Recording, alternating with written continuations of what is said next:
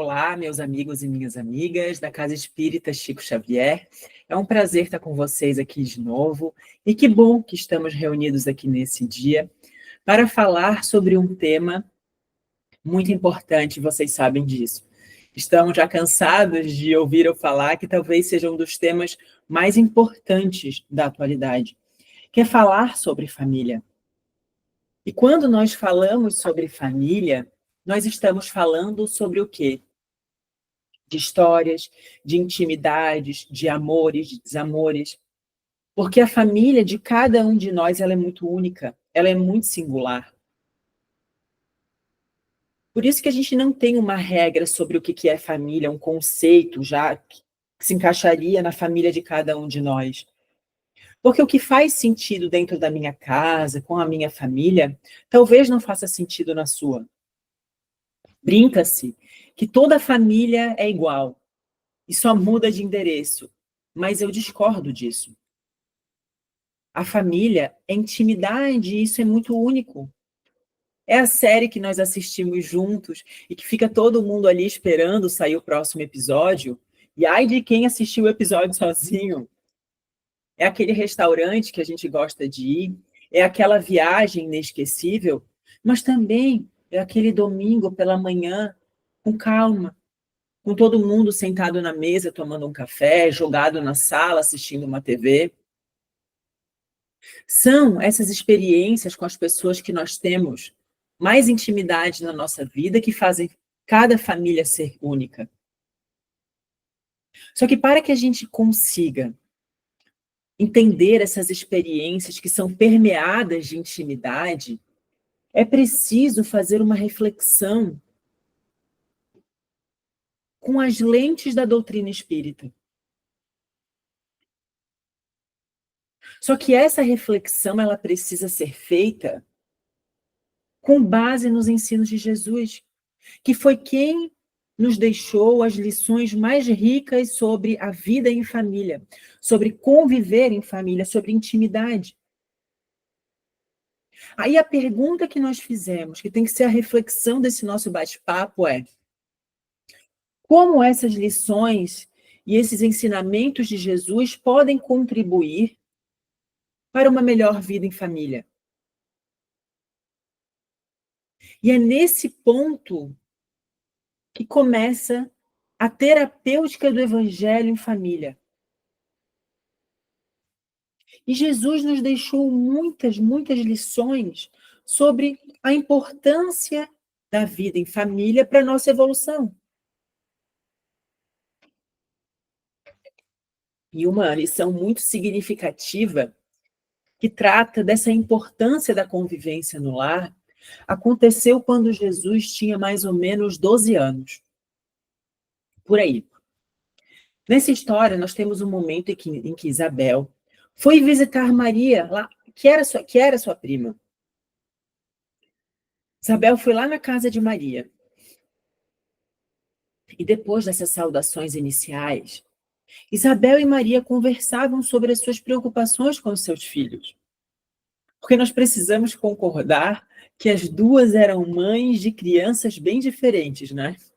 Uma era mãe do Cristo e a outra mãe do precursor João Batista. E Maria contava para Isabel que eles estiveram em Jerusalém dias atrás e levaram Jesus ao templo. E lá no templo, a facilidade de argumentação com que Jesus explicava os seus problemas, os problemas que eram apresentados para eles, que eram apresentados dos orientadores para Jesus, a facilidade que ele tinha para se explicar, a facilidade que ele conseguia colocar as palavras, com que ele se comunicava, com a sua argumentação, deixou todos que estavam no templo perplexos. E notando a coesão, a lucidez, a inteligência de Jesus, um dos orientadores, chamado Eleazar, chamou José, pai de Jesus, lá em particular no cantinho, e falou para ele advertiu José sobre aquela lucidez de Jesus e que parecia que o menino havia nascido para a perdição de muitos poderosos de Israel. E Maria, que ficou sabendo desse aviso que Eleazar havia dado para José, fez o quê? Acho que toda mãe faria isso. Foi até o templo, procurou Eleazar, o orientador, e pediu que ele pudesse interceder por Jesus, junto às autoridades do templo. E o orientador prometeu para Maria que ele, sim, iria cuidar do futuro de Jesus no templo. E Maria, mais tranquila, volta para Nazaré. E chegando na sua casa, ela vai procurar José, para que eles pudessem conversar de uma forma mais detida sobre o futuro de Jesus. Porque ela estava muito preocupada com ele. Como que ia ser o preparo de Jesus para a vida? Porque ele era diferente. E os dois conversam. No dia seguinte, Maria estava nos seus afazeres domésticos. No dia seguinte, depois que ela conversou com José, ela estava lá, fazendo as coisas de casa, até que Jesus se aproxima de Maria e pergunta: Mãe, o que queres tu de mim? Acaso não tenho testemunhado a minha comunhão com o Pai que está no céu? Maria é altamente surpreendida com aquela pergunta de Jesus, com a sua presença altamente impactante ali do lado dela. E ela, apreensiva, responde assim: Meu filho, eu estou preocupada com o teu futuro. Eu reconheço que necessitas de um preparo melhor para a vida. E Jesus responde: Mãe, toda preparação útil e generosa no mundo é preciosa. Entretanto, eu já estou com Deus. Meu Pai, porém, deseja de nós toda a exemplificação que seja boa. E eu escolherei desse modo a melhor escola. E sai. No mesmo dia, embora Jesus soubesse das belas promessas que os doutores do templo fizeram na sua presença e a seu respeito, ele vai até seu pai na carpintaria e, com muita humildade, lhe pede que o admitisse em seus trabalhos de carpinteiro. E Maria, contando essa história para sua prima Isabel, termina assim: Desde então, Isabel, ele nos ensina que a melhor escola para Deus é a do lar e a do esforço próprio.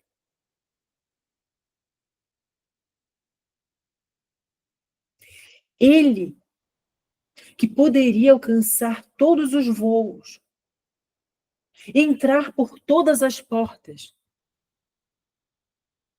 exercer todos os cargos com a pureza inigualável, resolve apoiar ainda mais amorosamente a base da sua missão redentora no mundo, a sua família.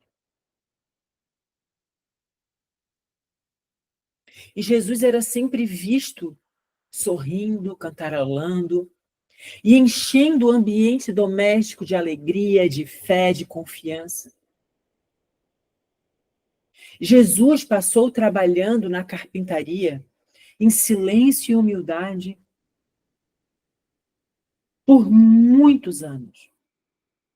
O nosso governador espiritual do mundo passou trabalhando na carpintaria com seu pai. Quase que boa parte do seu caminhar aqui nesse plano terreno. Essa história, ela está no livro Boa Nova, que é uma psicografia do Chico, ditado pelo espírito Humberto de Campos. Esse livro é magnífico. Ele consegue nos colocar dentro das histórias de Jesus. Toda vez que a gente lê uma história, tu se sente envolvido naquela época, como se a gente fosse transportado para o período que Jesus esteve aqui conosco, fisicamente. Que daqui ele nunca saiu, na verdade.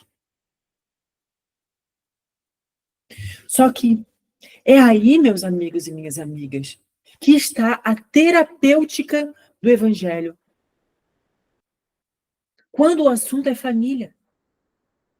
A convivência em família é extremamente importante para o nosso aperfeiçoamento.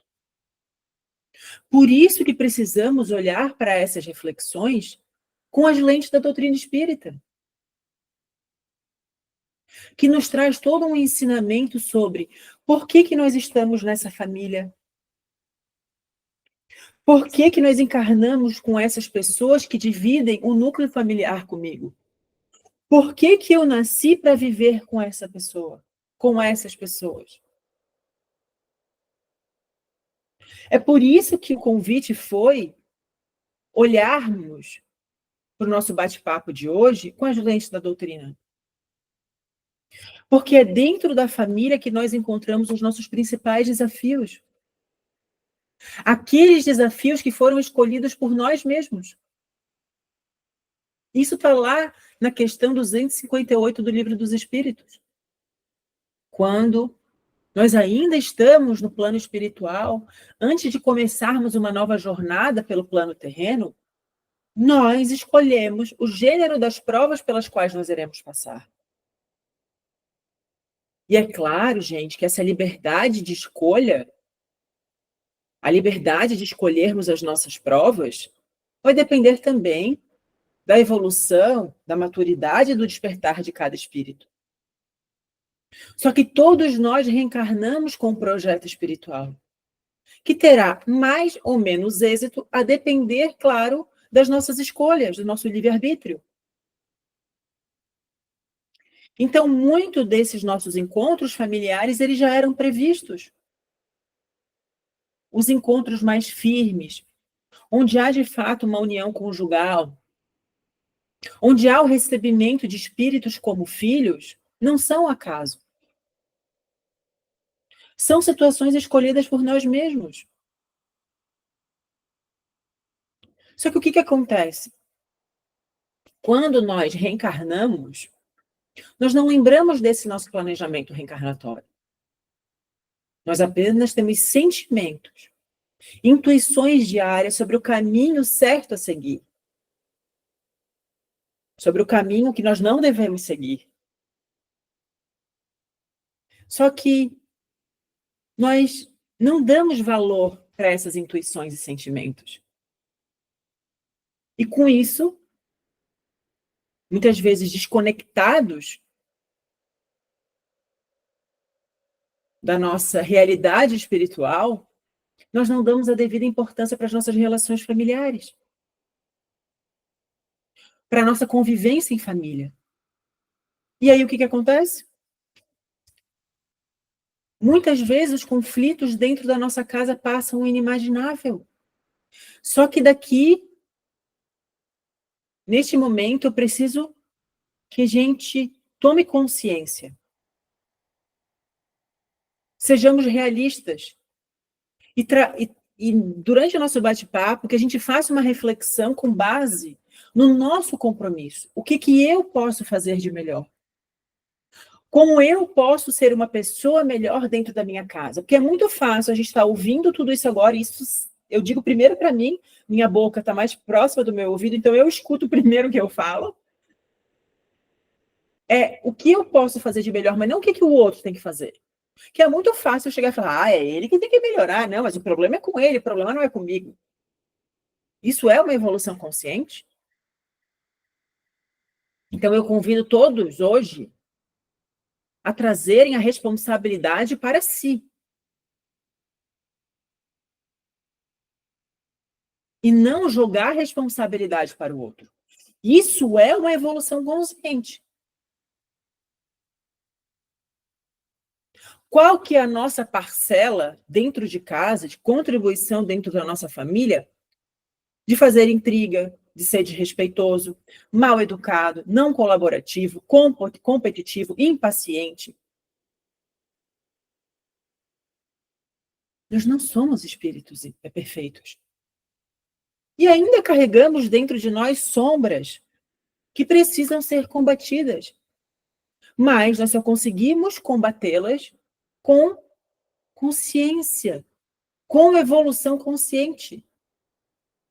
Parar de jogar essas coisas para debaixo do tapete. Não é fácil, é óbvio que não é fácil. O autoconhecimento é um dos caminhos mais difíceis que nós temos para percorrer. Mas dentro da nossa casa, tudo se torna mais difícil. Por quê?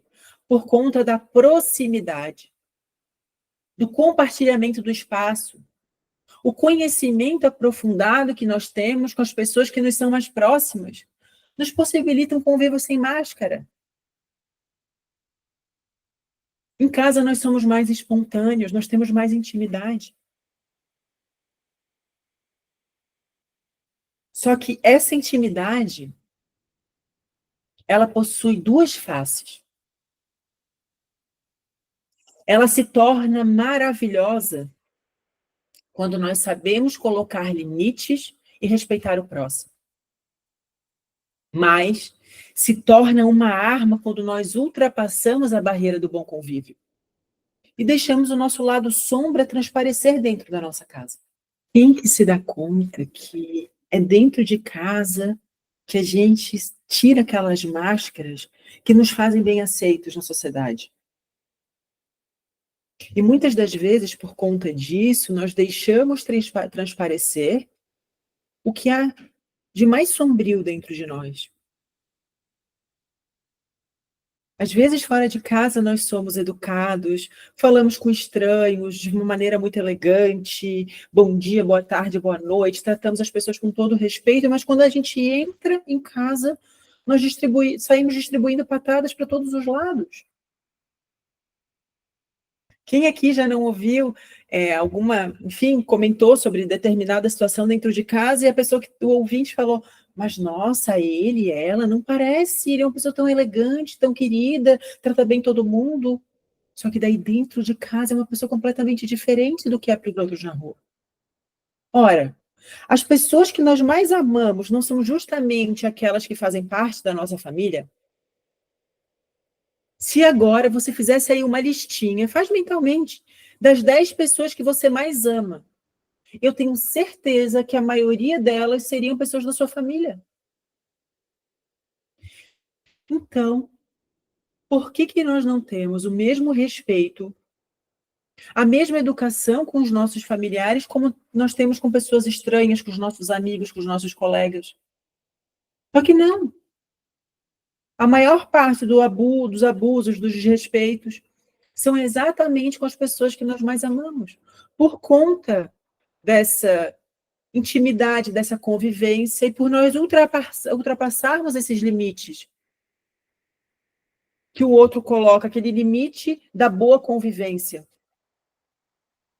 De nada adianta nós sermos polidos fora de casa, só que quando a gente chega no nosso templo, que é o lar, é como se a gente colocasse uma ferradura. O convívio familiar é um pequeno exemplo do que nos espera. É um treino, porque nós vamos viver em sociedade por toda a eternidade. Então, a gente precisa começar desde já a mudar esse padrão vibratório dentro da nossa casa, incentivando o diálogo, o respeito, a educação, o bom humor, incentivando a paciência. condutas e posturas básicas para qualquer relação, não só a familiar. E mais, nós espíritas sabemos que a família ela é formada por um grupo de espíritos ligados pelo afeto, mas também ligados por desajustes pretéritos, lá por problemas do passado, e que reencarnaram juntos, justamente por uma necessidade de aprimoramento. E é aí que a nossa responsabilidade dobra. Porque é dentro de casa que nós vamos encontrar espíritos com os quais nós possuímos grandes dívidas. Espíritos contra os quais nós cometemos erros terríveis. E veja, você deve estar pensando, não, mas cometeram um erro contra mim. E o que a gente combinou? Que hoje nós puxaríamos a responsabilidade para nós. É o que eu tenho que melhorar e não o outro. Então, via de regra, e a gente não pode generalizar, nós sabemos disso, é dentro da família que nós reparamos dívidas antigas, lá de encarnações passadas. E com muita frequência nós recebemos dentro de casa os nossos maiores adversários.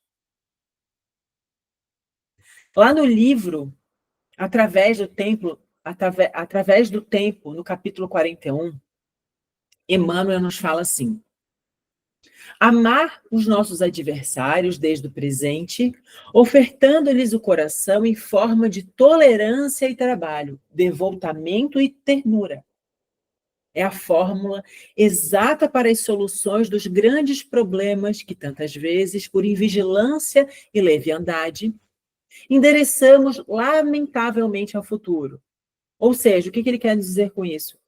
Se a gente não resolver aqui, agora, essa relação problemática, ela vai se arrastar para o futuro, ela é arremessada para o futuro. Em outro parágrafo, Emmanuel fala assim: é assim que, reenternados na Terra, quase sempre, acolhemos na forma de entes amados velhos inimigos que se originam no santuário doméstico, em nossos credores intransigentes.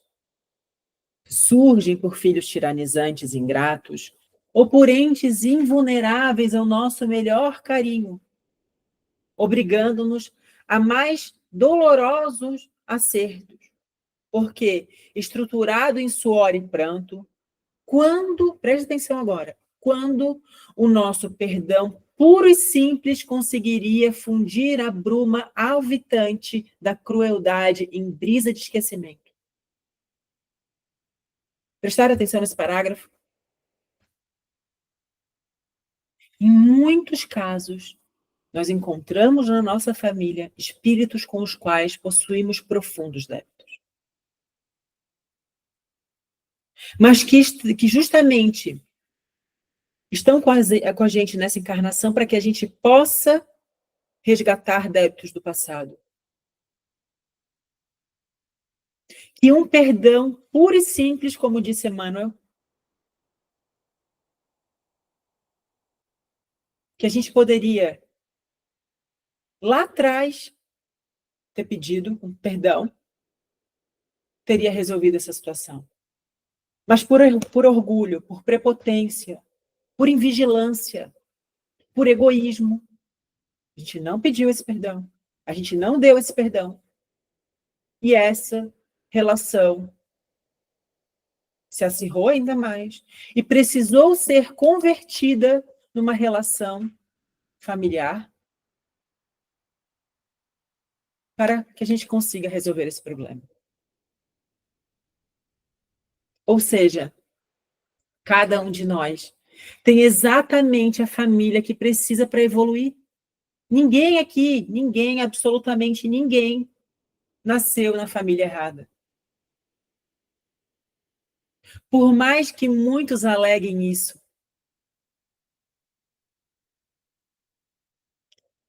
Deus não erra. Então, nós temos exatamente a família que nós precisamos para evoluir. A família que nós merecemos, nós estamos na hora certa, no lugar certo, com as pessoas certas, necessárias para desenvolver dentro de mim as habilidades que eu ainda não conquistei. Se eu preciso ser uma pessoa mais paciente, eu vou nascer com pessoas extremamente impacientes e que me provocam a ira.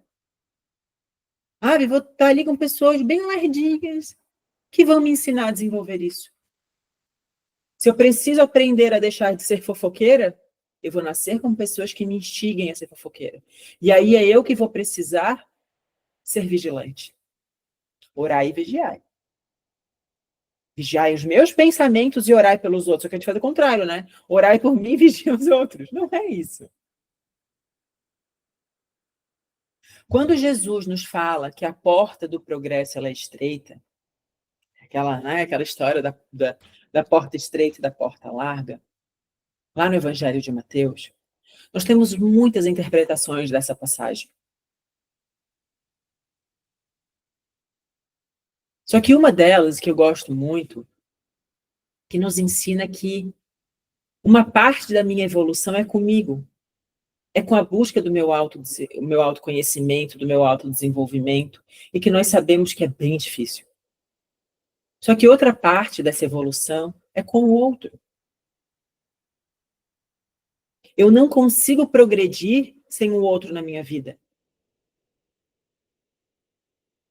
Por isso que nós nascemos dentro da família, que é o nosso primeiro e mais importante contato social, que é para aprendermos, que é na relação que eu desenvolvo com o outro, que vamos ampliando esses vínculos e evoluímos. E esse é um dos grandes propósitos de Deus para a nossa vida. Cultivar os meus relacionamentos familiares. Nós somos seres sociais, feitos para viver em sociedade. Como eu falei, o nosso primeiro contato social é dentro de casa, é dentro da família. Por isso que precisamos entender o nosso núcleo familiar, as nossas relações familiares, como um projeto espiritual de crescimento e de progresso moral, onde nós aprendemos a exercitar o perdão, a caridade, o respeito, a paciência, o bom humor, a alegria. E a literatura espírita tem um conteúdo muito farto sobre isso. E aí tem vários livros, né? Deixa eu até pegar aqui, agora me veio aqui uma ideia.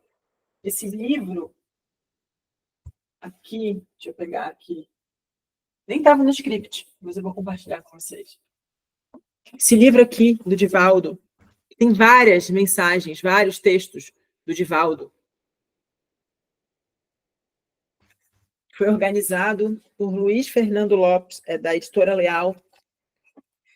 Pegou vários textos de várias obras do Divaldo sobre família. Esse livro é incrível. E esse livro aqui, da Lúcia Dias Ramos, que é maravilhoso. Maravilhoso, é lindo esse livro. É de uma ternura, de uma... Zé Tuleto, parece que tu está sentada com ela. Quem conhece a Lu sabe que ela é maravilhosa. Tem vários outros livros aqui que daria para indicar, mas eu estou fugindo muito do script do nosso tempo. Mas se há uma mensagem que é nos passada de forma contundente pela espiritualidade maior, é a importância da família para o nosso progresso e para o progresso da sociedade.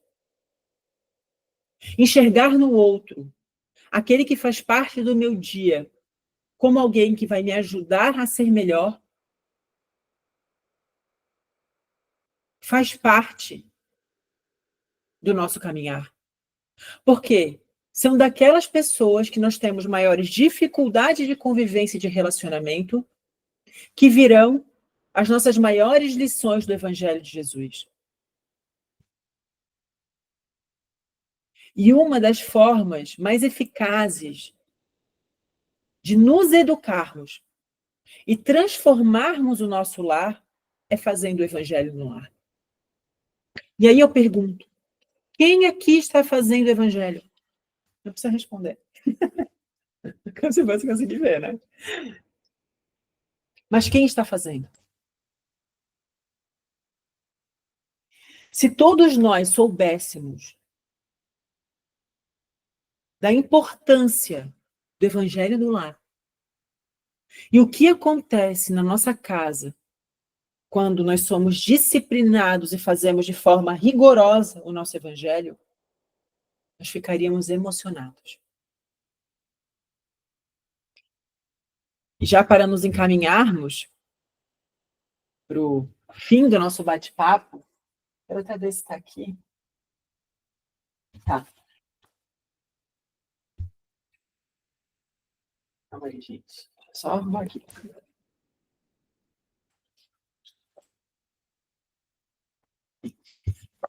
Esse livro aqui, ele tem uma história muito linda, tá? No primeiro capítulo, tá? O culto, se chama o culto cristão no lar. Nessa história aqui, que eu vou ler só pequenos trechos para vocês, Jesus está ali conversando com os apóstolos e ele pergunta, lá na casa de Simão Pedro, ele pergunta para Simão assim: Simão, o que faz o pescador quando se dirige para o mercado com os frutos de cada dia? O apóstolo pensou alguns momentos e respondeu assim: Mestre, naturalmente, escolhemos os peixes melhores. Ninguém compra os resíduos da pesca. Jesus sorriu e perguntou de novo: E o oleiro, que faz para atender a tarefa que se propõe? Certamente, Senhor. Modela o barro imprimindo-lhe a forma que deseja. O amigo celeste, de olhar compassivo e fulgurante, insistiu: E como procede o carpinteiro para alcançar o trabalho que pretende? De forma muito simples, Simão Pedro responde: Lavrará a madeira, usará o enxó e o serrote, o martelo e o formão. De outro modo, não aperfeiçoará a peça bruta. Jesus se calou por um instante e disse: Prestem atenção agora. Fechem os olhos até. Assim também é o lar diante do mundo.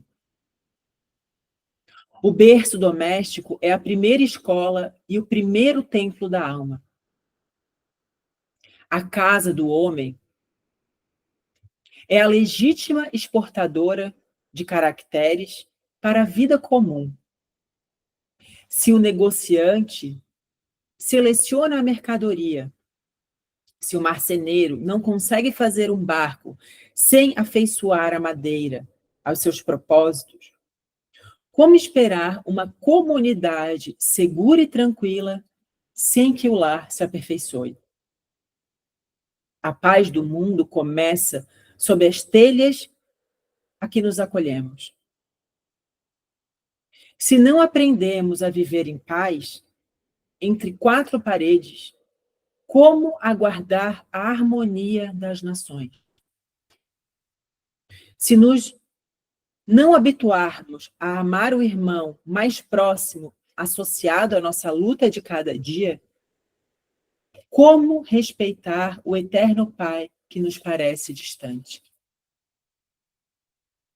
O que Jesus espera de nós, meus amigos e minhas amigas? O que o Evangelho nos propõe? Essa tarefa silenciosa e anônima de dissolver com amor os nossos débitos inquietantes, adquiridos em tempos pretéritos, dentro da nossa casa. Nós precisamos viver com Jesus na nossa casa. E todos os dias ele pede para entrar. Mas nós estamos abrindo a porta para Jesus?